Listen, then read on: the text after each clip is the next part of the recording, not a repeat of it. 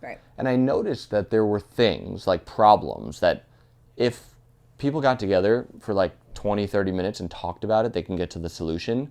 But what was happening was someone would, be in a flow state, they're sending messages. And then the response to that message was maybe 10 minutes, 20 minutes, an hour later, when that person's now not in the flow state anymore, right?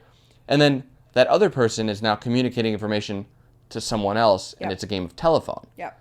And next thing you know, that problem is now 2 weeks. We tried to solve this 2 weeks ago, we still haven't solved it. Some of these things drag out a month, 2 months, where I'm like, all right, guys, I noticed one of these problems. I don't remember specifically what it was, but I'm like, let's just get on a call right now. Mm-hmm.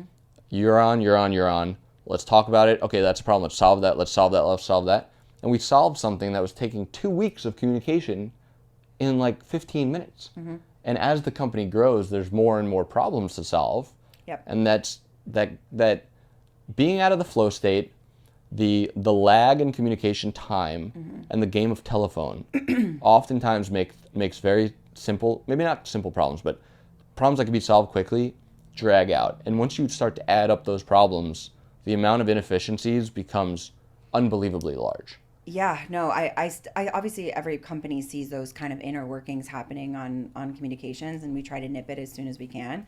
But I don't think that I want to go back to four walls with a requirement to work, because I think I've also found talent in other places that have been stronger than just Miami. Yeah.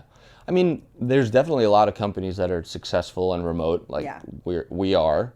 But I think as you grow, it becomes, maybe you don't need to have everyone in an office, but like you get team. maybe it's not every day, but it's like 3-4 days a week. Yeah.